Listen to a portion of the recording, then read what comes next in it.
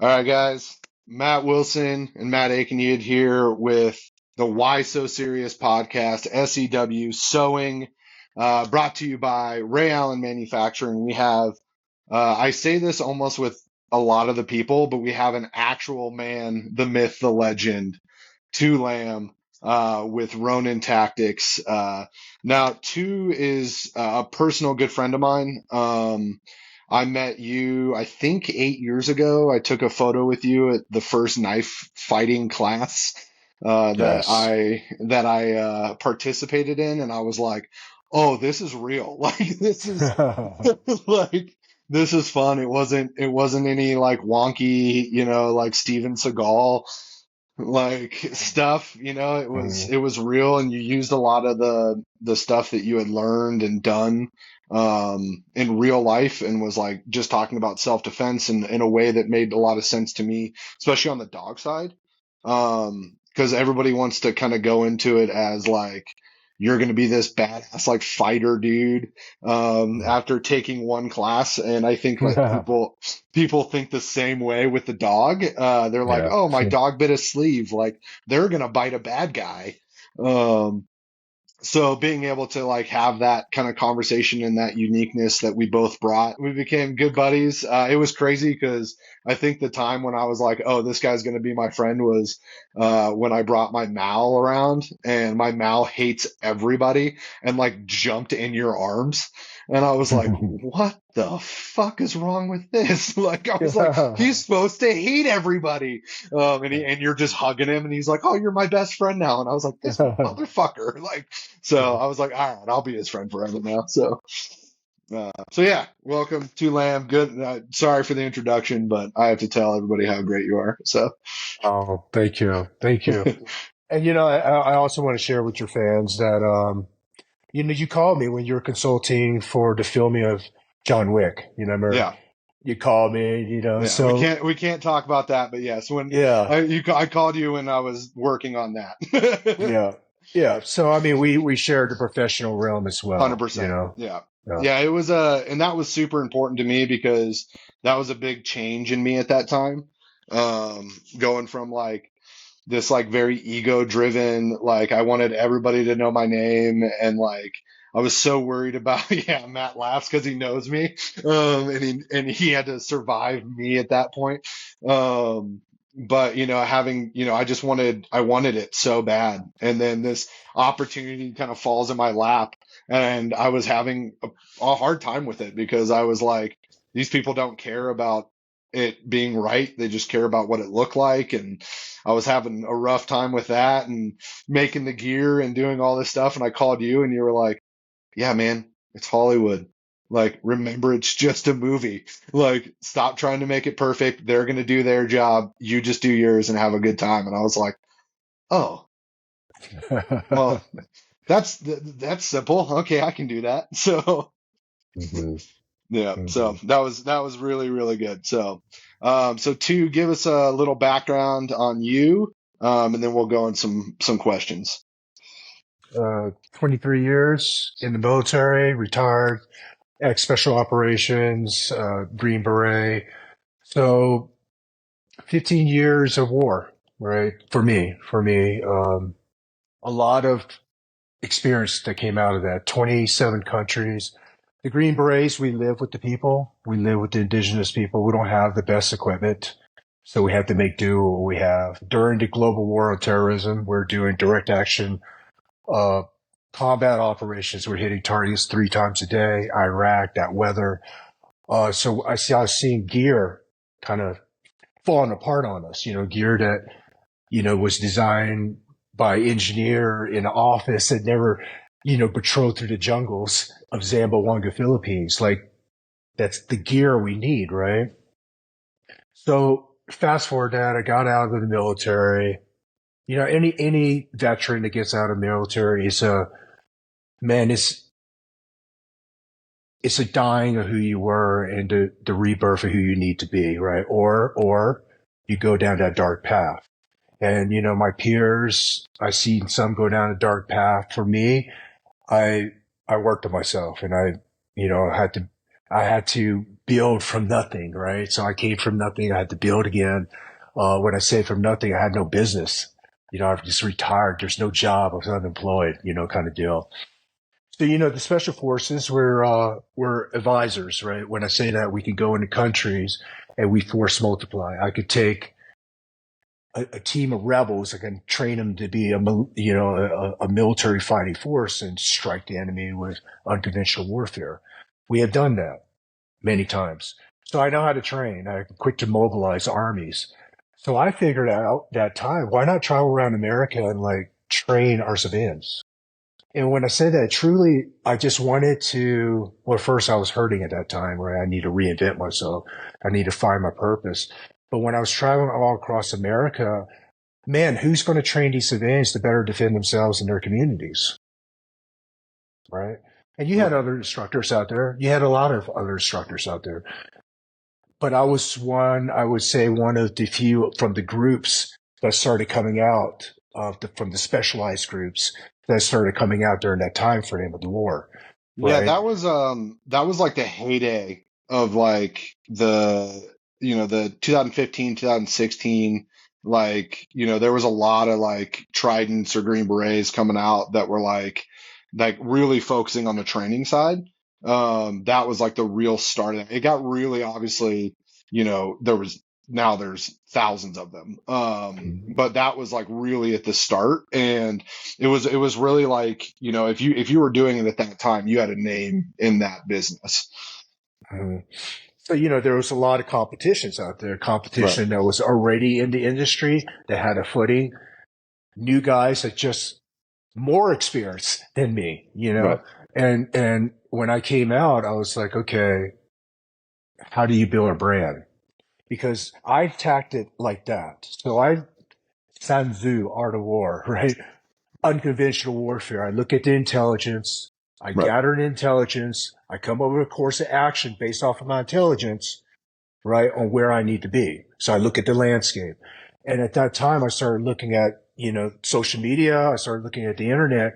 Who were the key players in the training world? What had made them good?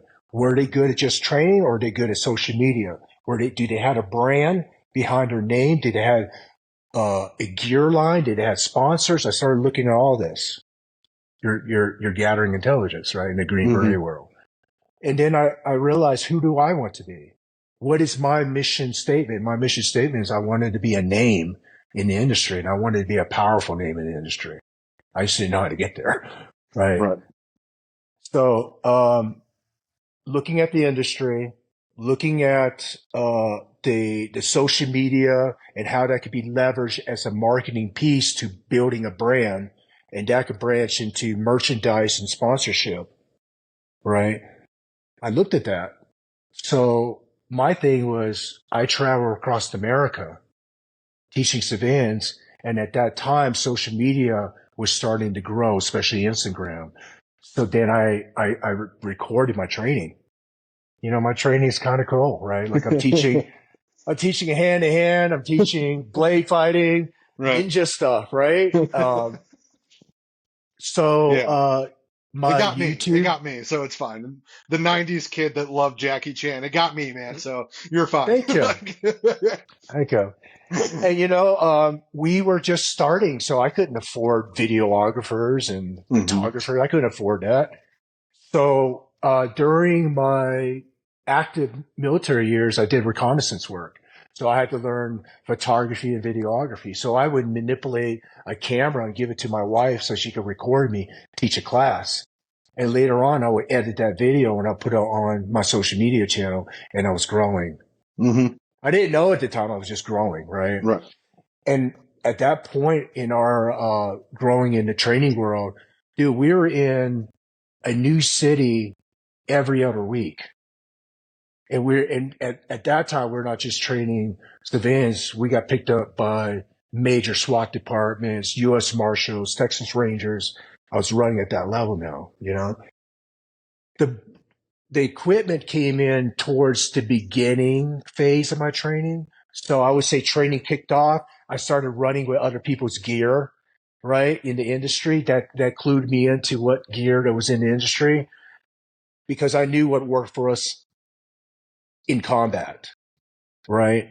I knew Right. what worked for us in combat. And I was that guy who had to like, I had a rigger, like a parachute rigger as a friend. Hmm. So he would teach me how to bar stitch, right? Yeah. Because my plate carrier will fucking fall apart. So he'll bar stitch freaking shoulder Right. strap, and that clued me into that world, Okay. at that age. So when I got out, I had a lot of ideas, at the global war, at the level I was playing at, we were doing some stuff that is cutting edge, Hmm. quieting down our gear and equipment, doing covert means of entry with night vision, combat equipment, suppressed weapon was a thing for us. That means our equipment had to run a certain way. If I had to climb a building with ladders that I quietly insulate to get on Right. the uplay position on the rooftop, where there's sleepers on the rooftop, my Right. equipment cannot shake or rattle. A lot of our pistols would move out of its position, right, on the hip line, because as I climbed the ladders, the belt would start shifting on me. You see what I'm saying? Yeah. So we had a lot of that malfunction going on with equipment.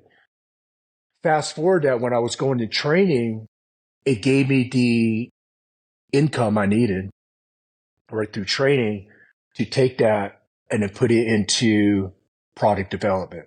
So that was phase two, product development. So again, research, intelligence gathering, what brand is in the industry right now that's kind of similar to mine. I look at their model and then I look at where I need to be, Yeah. right? So So, manufacturing, go ahead. yeah. So the one of the questions that I wanted to ask you was, so you started training first before you developed product. Yes. Okay. Yeah, because that seems to be a pretty common thing, even in our world. I started training dogs first before I got into the equipment side. Matt was also on the same. He just started in 1920. Um, but the whole thing was like the training led to oh, I want this gear, or this is what I need, but I can't find it, so I'm just going to make it myself, or which was Matt's way of doing. And Or if you can afford it. One or the other. yeah, so it was all about trying to find those holes, right? Like, and like, hey, this is the thing. And I remember when you came out with the Ronin belt, and like that was like the game. That thing was everywhere. I Mhm. mean, every dude I knew that was running still at group like had one. It was like that top bottom molly, half-inch molly, all the way around, and with the inner belt, like it was crazy. And then you just saw every company copy it, and it was just, I remember, and that was at the beginning of me making things here and things getting copied. And I'm talking to Matt and I'm like, oh, something else got knocked off, and he's like, okay, like, he's like, that's fine, you're on to the next thing, they're going to copy you, it's not a big deal. And I'm like, oh my god, someone stole it. And I remember texting you too, and texting you companies. I was like, look, they're stealing it. They're stealing your stuff. They're stealing it. And you being like, it's fine. They're going to take it. It's okay. Like, it's a better design than theirs, so it's not a big deal. And I was just like, man, I don't have that. Like, Mhm. Did you were you originally building your stuff, or did you have it outsourced? I know you have a shop now, right? Yes. So did you outsource originally and have somebody else contract your work, or Yeah, so the training funded our ability to finance inventory from a second party, right? So yeah, we went to a second party that was able to manufacture, had all the material, knew that landscape, uh, and then we contracted them through that. It was about, I would say, 2 years into it when we built a brand enough yeah, to sustain it. Even though people were copying our belts, it doesn't affect our sales. Um, and our brand is growing. Call of Duty signing on as the face of Call of Duty. They scanned in our equipment into the game. That was part of the contract of them capturing my martial art which is moves. And wild, by the way. Nice on that. yeah, Yeah. That was a good And negotiation on that one. yeah, and even down to the dragon and the patch symbol. So our Hmm. logo is being advertised in one of the most powerful video game platforms in the world, right? So that's a Yeah. brand in itself. Yeah. And then so when you look at okay, equipment now, my equipment is designed based off of my needs. And I kind of just rambled off some of the needs. Like, you need to be stealth. You need to have to be streamlined, right? The thing can't shift on you when you're climbing, right? Those were the kind of needs. So when it came to a belt, that was designed off of utilizing a cop, one of those cop belts because it's two layered and it's leathered. Hmm. Competition shooters have a two-layered belt. I just Yep. took a tactical load-bearing belt that was able to sustain us riding in a helicopter, around a skid of a helicopter and doing our spec ops stuff to a two-layer belt. And it was a huge hit, but I felt it's because of the marketing. Okay. Okay. So I realized at one point, yeah, this is a great product, but guys, it's a timeline, right? So you launch a new equipment, it's a timeline before somebody else sees that and they'll launch whatever Right. version Yeah. of that is, right? Right. Yep. But Yeah. It's 6 months. but when you look at business, how do you get ahead of that? So I started researching like big companies, right? At one point, like what makes Nike Nike? What makes Reebok this? What makes your brand this, right? First, a cool symbol that's simplistic. My dragon symbol is very simplistic. Meaning behind a symbol. That's how you build a brand. It has to tie into a story that somebody connects to. Now that you have that connection to an audience, right? They're going to be return to you because you're a brand, you're a fan, right? Like Right. Nike is, you walk in, you see that symbol, it's a normal symbol.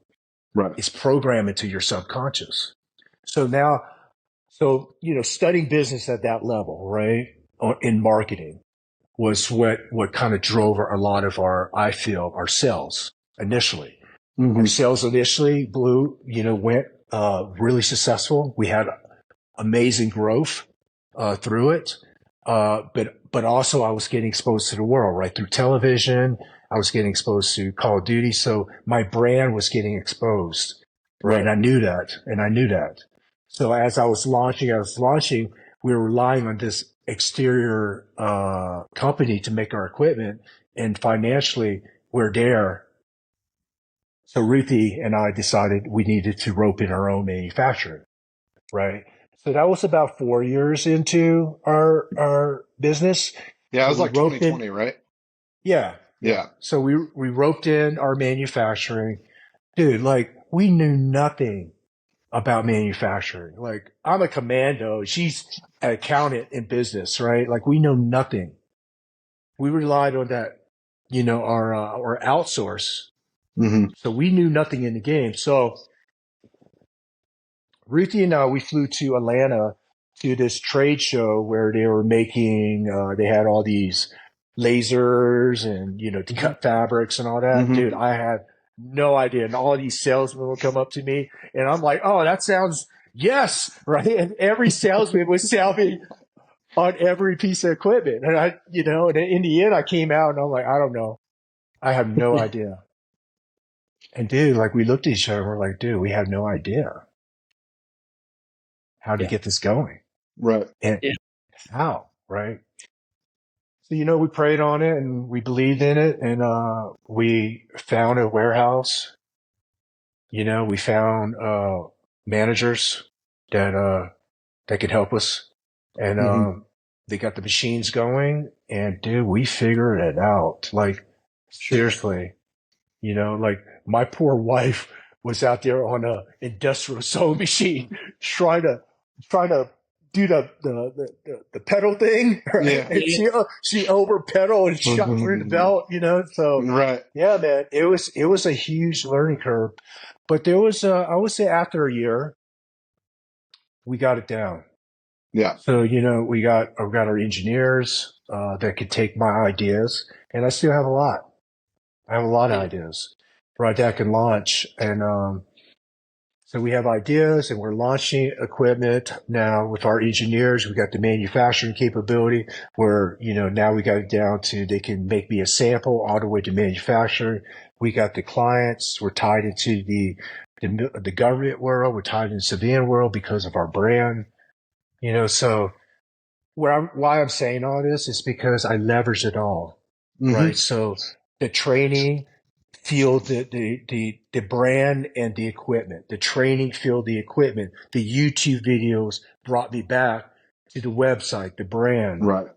You know what I mean? So How long does it take you to go from concept to prototype to production? so if it's a rifle mag pouch, Yeah, no brainer, really easy, right? But when I yeah, get into like specifics of the fitting of a plate carrier, how that needs to fit, right? Like, because right now I'm telling you, right? So right yeah, Right. now, what we're working on is I want to, into special forces. If I go into a country, right, country X, I have to be able to do direct action, low vis reconnaissance. I have to be able to free fall. I have to be able to go amphibious. All these equipment have to be interchangeable. And up until during the war, I had, dude, pallets of gear, gear. Yeah. No, right? for I sure. need one piece of equipment that's so modular that can come strip Yeah, and make and allow me to do it all. Right. So yeah, we started designing off of my experience, my yeah. take on how that needs to look, Right. right? And Big focus for us. to answer your question, some could take up to a month based off on prototypes and fitting and R&D. Some of it is simple as a pouch that I could launch within a week. Yeah. Yeah. I mean, I think that's the one handy thing about manufacturing in the U.S., at least for us, is we can go from idea to market really quickly if we need to. Mm-hmm. Because Yeah. we can Matt or I can turn around. So even if it's a marginal prototype, just to make sure it looks right, it's going to kind of do what we thought it was going to do, and then move it into production or kind of clean the prototypes up and move it into production. We can make all that happen really fast, which is what helps keep us ahead of the people that copy stuff, right? Yeah, And yeah. it's interesting. The modularity piece, I think, is like hugely valuable because that's one of the things that we put a lot of effort in the last couple of years is being able to break dog gear down into you have one base piece of equipment and then you have 10 things that can attach to that so that you're not carrying around a pallet of gear or a trunk full of gear if you're a law enforcement officer. I think that's a huge piece that most people have missed and are still missing, honestly, um, Mhm. across the industry when it Yeah. when it Mhm. comes to stuff like that. So Yeah. it's interesting that at least I feel good we're headed in a similar direction or having similar thinkings to Right. other people. Yeah. Yeah. It's So, with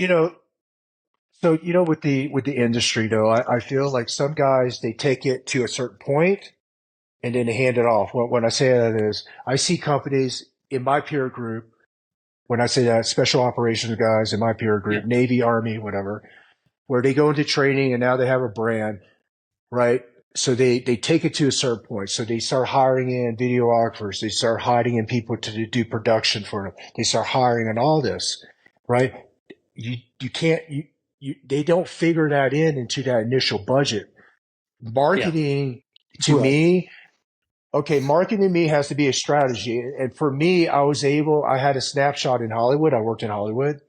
And I also saw marketing at a $39 billion company level working with Infinity Ward. I saw marketing at that level, and I worked with big gun companies, the top five that they use my face to market big guns, right, on the release. Hmm. So I had a tactic on marketing. So there's a timeline for me. So when I work with my engineers, let's say I have an idea. I got my engineers. I said, this is what needs to be done. This is how it needs to look. This is how it needs to flow. Prototype gets cut maybe within 2 days. Prototype gets cut within 2 days. That can get yeah, adjusted. The final prototype goes through. I send it to my manufacturing line. 3 different colors. I need to know the time, the cost, right? yeah, How many man hours did it take to do all that? Once they're able to do that, I want a production of 10. Let's see it right, roll out. Yeah. yeah, And once I hit that, then I start my marketing timeline. So I know roughly when that's going to land in my pocket, that merchandise of let's say 200 units is going to land on. That needs to push out. Otherwise, it gets stuck and you go right, into debt, right? right, Right. So marketing is that piece that needs to be so important, right? And I learned that, Right. like I said, in the industry. is once that manufacturer start dropping, I get with the marketing piece, and I am director of marketing, right? So Right, Yeah. right, right, I wear many hats in my right, thing, Yeah. but director of marketing is one, and I know I'm the brand. right, So I know I'm the model and I'm the brand because my face is tied to this. right. Yeah. You know what I mean? So that's how I'm utilizing Hmm. all the avenues, to market that one piece. And usually, man, it goes, Right. Yeah. if the marketing is in line. 100%. Yeah. Yeah, No, we've that's been for doing sure. that also, where it's, the thing, especially in the gun industry that you've learned that we've learned too, and then now as you go out to other industries, like the big thing you see is that like how quick that hype really can build or crash depending on if you're doing it correctly, and like you're saying, the marketing part of it, which is interesting that you bring up because there's like the cut sew shop, right? American made, all that kind of stuff. Obviously, it's very important to us. As you build your own, it's become more and more important to you. And it's one of those things that, none of that matters unless you can sell it, and you can Right. get it out to the people. So, that marketing aspect, which I think is, something that some people are really good at, some people are really bad at. But something that you do well is like you do like have that timeline kind of really set out beforehand. Because I'll see like the hint, and then I'll see, you looking all fucking Gucci and you got nods on and shit, and I'm like, all right, and then you're like, here's one pouch. You're like, you must. I'm like, I was about ready to buy all of it, you son of a bitch. And you're like, radio pouch. I'm like, this motherfucker. But it's like, but the smart thing about it is, like you leveraged what you've done, not only in the like SF world, right? Which I think that can only go so far. Because because it doesn't matter if you got a green hat or not if you don't actually do the thing. Like the green hat only makes money if you can sell something, right? Yeah. And then like you taking that and then being able to like make it not about that is something that I think is really special. Because I've seen it to where like everybody kind of holds on to that part where like you were like, I am no longer that. It was a part of my life. It made me this thing. But also, do you see that I'm on Call of Duty? Like, like you like just moved forward and you kept moving. Yeah. Which has always been super interesting to me, like watching, because we don't talk very often, but we talk, enough. And it's, where I see it like, it's like, oh, and then like, I'd get a text from Ruthie and be like, hey, by the way, this book's coming out. And I'm like, oh, hey, there you go. Like, and it's already like, she's helping with that marketing and like pushing it and making sure other people are doing like, it's very smart, and then obviously you look at your social media and stuff and it's obviously working. Thank It's you. it's obviously growing in a way. So yeah, I remember that from like the very beginning and like getting into the social aspect of it and working with Matt and stuff too because Matt's very good at the marketing side and the social media side and like getting kind of that and it's funny because one of my favorite things which I can relate to and mine's such on like a way smaller scale than yours but I love like watching you at SHOT Show walk around and like the look of like fuck me, there's a lot of people here and they all want to say hi to me. Like Mhm. the face You're of going like, to say hi to me, and it's painful. right, right. No, I don't care about that. But what the funny part is like I get that on the small level of like the dog side of it. And it's funny because like I'm just like, man, I couldn't imagine it at that scale. Just like where you're at and like where you're walking around and you like I've seen people just walk right past like Tim Kennedy, and be like, "Oh yeah, it's Tim." And just like keep going. And then like you walk by and everybody's like, "Oh my God." Yeah. It's Stu Lamb, so Mhm. I always find that real interesting. And then seeing your face when that happens is probably one of my favorite things because you're like very humble about it, but also you're like, I have something to do right now. I need to walk. Like, so Mhm. it's very interesting to me. It's hard going from meeting to meeting because Yeah, everything's on a timeline for me. And the right, meet and greets, that's programmed in. right, But 100%. running from meeting to meeting, and you meeting your fans because if you talk to one guy, the line builds. You know, Right. Yeah. um, yeah. So it's challenging. So, how does your social media? Obviously, you've got a pretty strong presence there, and obviously the terrain there has changed drastically in the last, especially in the last couple of years. Is that? Are you still finding a lot of difficulty on that front, or have you found a home for content that doesn't get killed or doesn't get suppressed or? So, okay, yes, there is a challenge in there because I get sponsored by gun companies. I am a Sure, right, face yeah, yeah. of No, I gun. mean, I have a we've line of guns underneath my right, name we've watched this of happen a lot. right from all Yeah. across America. But if you look at my content, right, because if you put a gun content in, it'll be ripped down or shadow banned, right? Right, I have been shadow banned. I'm still shadow banned. Um, but my content's just not about guns. In fact, it's maybe 20% about guns. sure, It's more about leadership and mindset. It's more about martial arts, more about philosophy, about being a better human. So that is what I push because that's who I am and what I want to yeah. It's the share. The content we gun all need, content, really, right? yeah, the gun content, yeah, that has to be there because of sponsorship and my training and what I do. That's what built my brand. So yeah, it's a balance, in the marketing world. And I was telling Ruthie, I said, when I came out in 2016, I really got noticed quick, in social Right. media. Yeah, Just the videos, the experience I have, the places I gone, it's just different. The philosophy is different, so sure, our brand went really fast. yeah, But the thing is this, I see a lot of guys that get out now and some of them worked in the same units I worked in, and they're legit guys. And man, they're having a hard time because yeah. they're getting shadow banned. They can't post Much anything. quicker. Right? Yeah, Right. One guy he posted a rifle of him shooting, and his whole account got wiped down. You know what I mean? So it's hard to grow now. Is what Hmm. I'm yeah, saying. But yeah. because No, I already built my brand yeah, before this mess, right? I could talk about philosophy, and everybody still knows I'm that gun guy. right. Right. Yeah. Yeah, it's interesting. My daughter shoots long range and she does that for a living.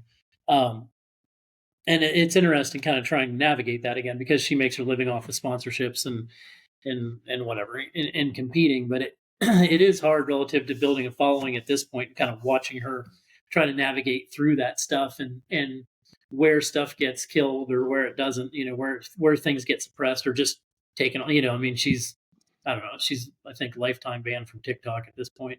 Things like that. It's just interesting Mm-hmm. to see how that stuff happens Mm-hmm. Right.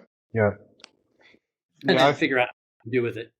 Trying to figure out what Right. to do with it, how to still use some of those pieces in your marketing strategy, knowing that, either it's coming or that potentially, you're going to get yourself in some kind of trouble and lose a chunk of what you've done. So I work with a lot of different brands. Some of them are tactical shooting glasses, and this is where I saw this. So tactical shooting glass company, they wanted to do a signature shooting glass for me, red. It was ballistics, right? Man, they charge a lot for it. Okay, Yeah. and this is where I'm coming in with this. So then they sent out a media guy, and they filmed me. The thing didn't even advertise the glasses. The whole commercial. It wasn't even about the glasses. It was about Right. my struggles, right? It was about, my addictions and overcoming that and giving back to community. And the glasses, they bought 500 of each color, red and 500 blacks, and they sold it double of what the original other ones are. Gone. Yeah. And when I saw it, I was like, dude, that's really cool because that clued me on to you're not selling the product, you're selling that lifestyle, you're selling that image, Yeah. right? You're And, selling and the story. Yeah. right, you're selling the story exactly. You Yep. see Nike's the same way, Yeah. Yeah. No, right? 100%. Selling the CrossFit same way, right? You're Hmm. selling that story. selling the story. That's funny. My Yeah. daughter's big. it too. So I can appreciate that as a model for sure. It's interesting. Yeah, no, I do feel bad for a lot of people that are, starting businesses and especially kind of in, industries like ours where dogs work for a living. It's tough. The marketing that was available to us 10, 15, even 5 years ago is completely different to what it is now. It's so much harder fought now than what it was 5 and 6 years ago. It's uh, it's it's kind of painful, honestly, because if you didn't get a good foothold, you're gonna work for it. Yeah, You know, you're gonna work for it today, or you're gonna have to absolutely. pay. Yeah, You know, or you're spending money on marketing that a lot of people didn't have to, and that's a tough game at this point. Hmm. That's And I interesting. and I also see some guys that got out during my time frame. They got a good footing, Yeah, hmm and then they do something stupid, yeah, right? yeah, Right. absolutely. Yeah, They do something we've stupid. definitely seen that. They treat yeah, their customers bad during training, yeah, whatever it Right, is. And once you lose your footing, it's hard to get it back. yeah. No, for sure. So absolutely. on the equipment, you basically build things around. You're building gear around what you need, right? I mean, your uses. Are you developing stuff that at some point that is more sort of casual wear? I mean, Hmm. I don't mean casual, but use functional going to the your local Mexican restaurant or whatever. So not just working with our company, right? So we work with a lot of companies from around the Yeah. world, Okay. right? So there's a company in Turkey that we're working with that we're launching a line of Ronin apparel. So what I Okay. Yeah. said is jeans that has handcuff key areas. Okay. So when we went reconnaissance, we had these jeans that we would load. We load our jeans. So escape keys, flex ties that's hidden in hidden pockets. It's used Yeah. for low vis hits. The blue jean has to be stretched, be able to climb, move. Yeah. Magazines are hidden in concealed areas for pistol and rifle mags. So if you're hitting a target with civilian clothes, this is Yeah. what you know. But we found like the first time we released that jean with another company, sold out, right? This is weird. This is funny. So we designed these Ronin blue jeans, right? And do you remember those, Matt? Remember the Yeah, I Ronin do. blue jeans? Yeah, yeah, All right, here's the story on them. So we designed the Ronin blue jeans and they dropped. They were not even cut at the length. It was just the waist size, right? Because the manufacturer said I can't even cut the length. I'm like, Jesus, okay. And then he drops it to this location. Dude, he sent me the pair of blue jeans. I'm like, how can I advertise this?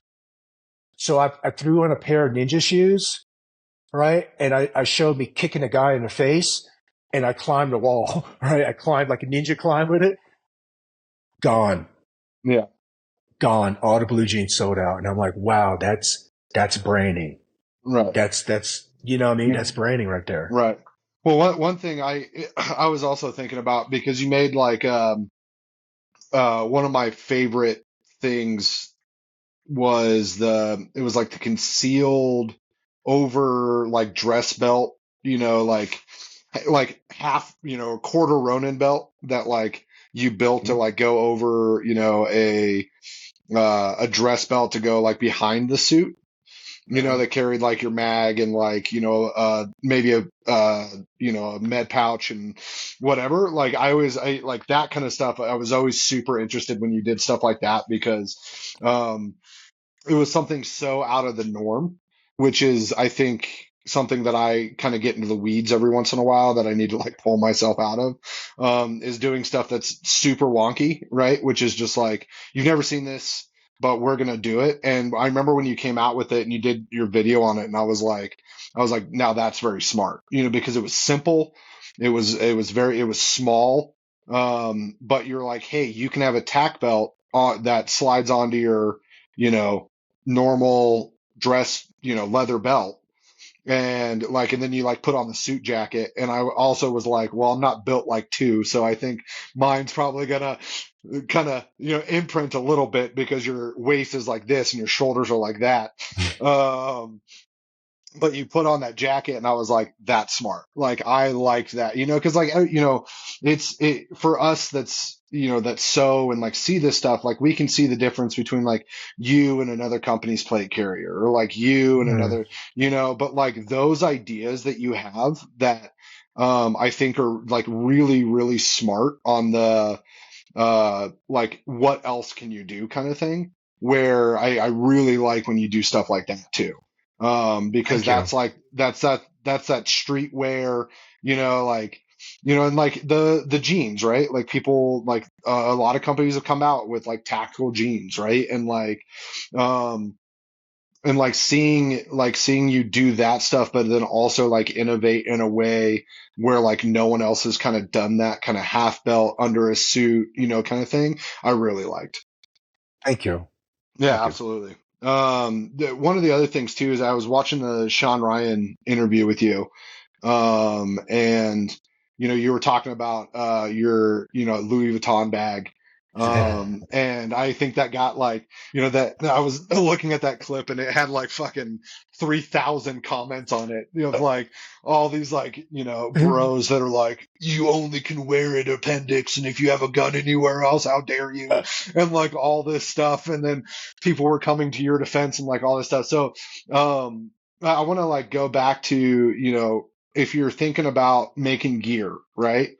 Obviously you think about gear on the overt level. But now as you're progressing in your life, you've moved away from war. You're now in the war of like corporation, right? Which is completely different than what you were in before. And you're doing all this marketing and everything like that. How do you keep gear wise? And if you're making anything, like how do you keep now progressing past, like I was the SF guy and now I'm a tactical civilian, but don't want to look like a 511 cover? Like how do I do that, right? Like what's your kind of thought process behind it?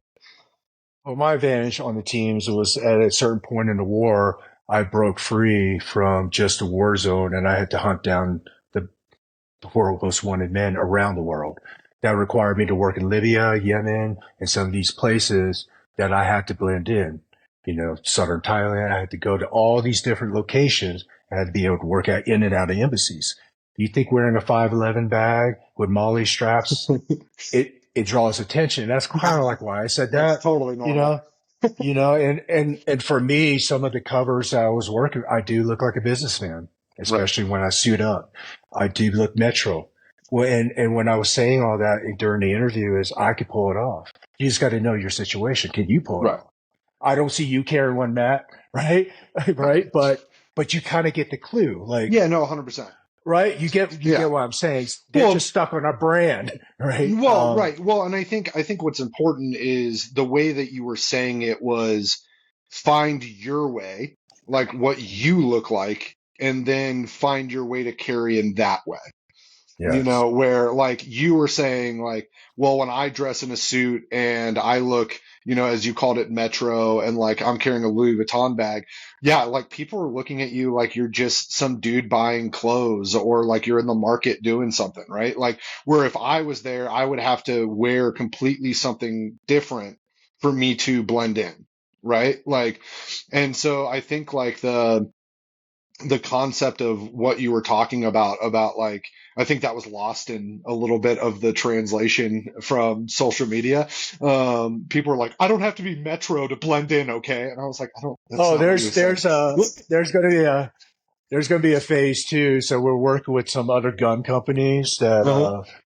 that compact weapons. So I'm Yeah. releasing my 365, and I'm going to pull it out of Louis Vuitton bags just to irritate people, right? Right, Because I know they're absolutely. looking.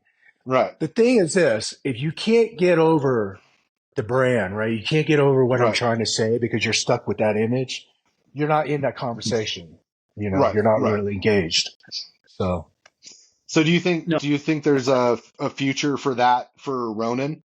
Going more on the covert side, kind of daily, carry kind of stuff. Or do you Yeah, think you're yeah, gonna? Yeah, okay. yeah, absolutely. I Uh, mean, like my experience in low vis.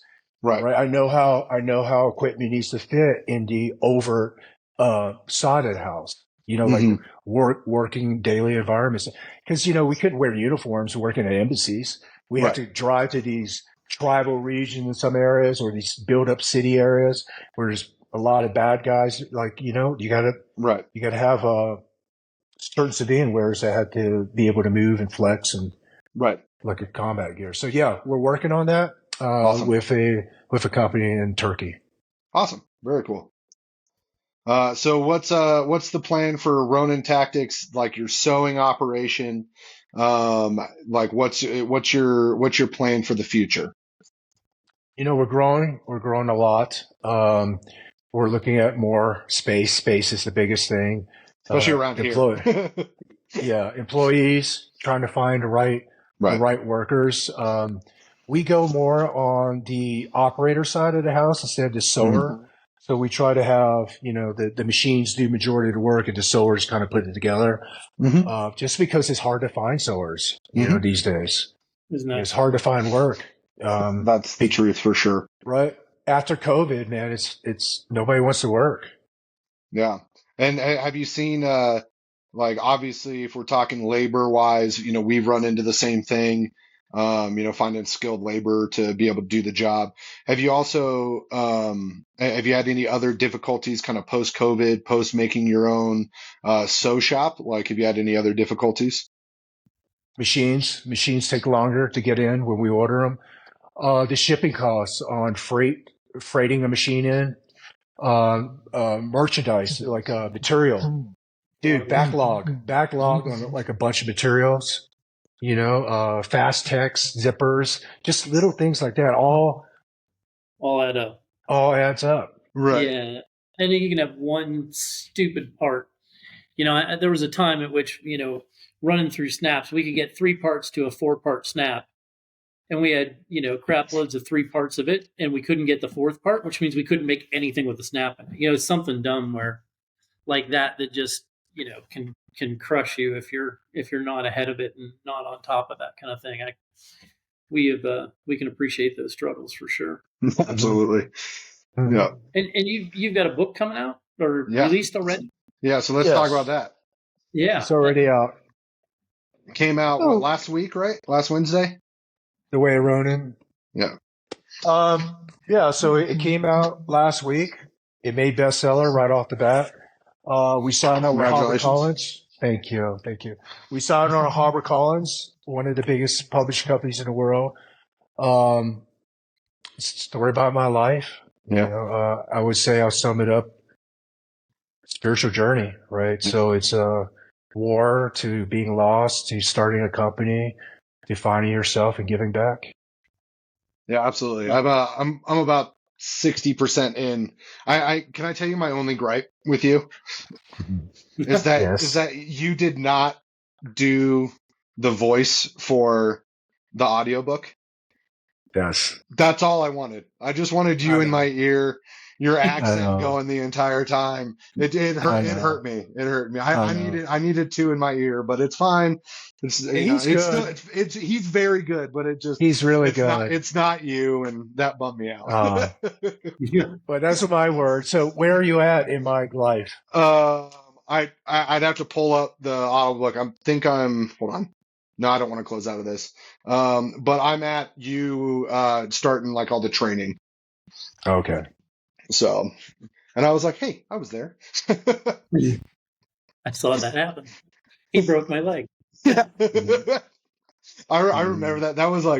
That was so funny because I was wearing, of course, ninja shoes because I was around you, and and you went to sweep me, and my foot just didn't move because the rubber on the mat just didn't go anywhere, and I was like, I think something's wrong, and I like went over, and like Ruthie's like, are you okay? And I'm like, no, I think something's wrong with my leg. And then I like went and got an X-ray, and there's just a hairline fracture, and I was like, two broke my leg. All right, that's pretty cool. uh, um,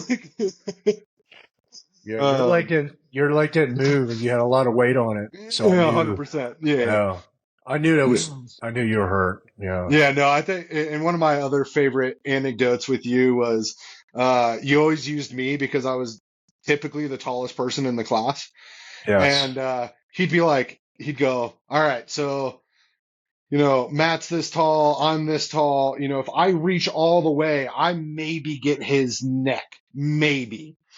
And then you're like, but you know what? I need to drop you to my level, and you just hit me like right here, like right in my diaphragm, and I just go, and he's like, look, he's the same size as me now. And I was like, oh my God, why did you do that? I was like, I would have slumped over, I would have faked it. Why did you have to do that? And everybody was Yes. like, oh, that's perfect. And I was like, yeah, thanks. Yeah, that worked out well for me. Oh God. Like, yeah, that was a lot of fun, because I remember like the first couple of classes, and you're like, well, you get bit and you know how to fall, so can I throw you? And I was like, sure. And then like the first time you threw me, I was like, I don't know how to fall. I don't know how to fall right. Oh my God. I think he's actually trying to kill me. Oh my God. Like, I remember being like, Ruthie was like, dude, like, you can't throw him that hard. And you're like, that was like 10%. And I was like, that was fucking 10%. What the fuck, man? Like, yeah, that was It's that fun, was a man. lot of fun. Yeah, that was a fun heyday for me. Like with you, I was just like, anytime you had a class in Colorado, I was like, signing up, I'm going. Like Man, I was always I wanting want to to come share out. this with you. So we were in Ohio at a conference. All the tactical officers. Ohio is one of the biggest tactical conferences. So they asked me to come in to teach them blade tactics. So they rented out this gymnasium, right? Huge gymnasium. I walk in, 150 something cops in there. I'm like, Jesus. And I have to teach them how to fight, Right. right? So some of them, they kind of roll their eyes, kind of give me that. So I said, if you have a gun, right? And I had a cop from me 15 yards from me. I said, so you have a gun. And I gave him this plastic gun. I said, put it in your holster.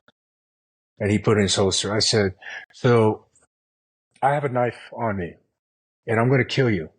So I stepped back 15 yards. I said, on the go, you're going to try to defend yourself, but I'm going to kill you. And they're like, it caught their attention, obviously. Right. Everybody's like, oh, okay. Yeah. So, I was able to collapse that sector because he reached for his gun. The blade cut the artery on his wrist and Yeah. then went underneath his body armor to his armpit. And, 150 cops, man, like to be able to show that level of violence, precision, it Right. changed the whole game. Like after that, dude, they were like, this is real. Absolutely. This is real. Yeah. I remember the first time, one of the first classes, we're sitting there and you're talking about like different things, right? And then this was before you had made like your first Ronin blades. And you were like, yeah, and like I always put a ring at the end of the handle. And someone was like, well, why do you have a ring? You like, you weren't like, well, like you were just like, well, if you stab someone, there's a lot of blood, and sometimes you can't grab so you got to be able to just grab onto something to rip it out of. And I was like, and you were just matter of fact, and you went right on to the next thing that you were doing. And I was like, oh, he's not kidding. Oh, this is not like an anecdotal joke. Like you were just like, no, it's all the time. You can't have, if you don't have a ring on it, you can't get it out of there if you got a It's lot of blood. slippery. Yeah, that's how you said it.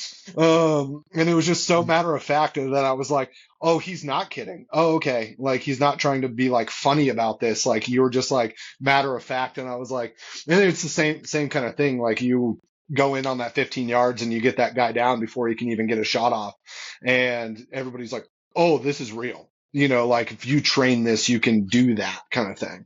And yeah, so that was always interesting for me, especially like taking your classes. And then I know like, it's fun to see like the dudes in the room that, have, whether they have combat experience or like they're a new officer or something like that, being like, well, I mean, whatever. And then you do something like that. It's pretty fun to see their faces.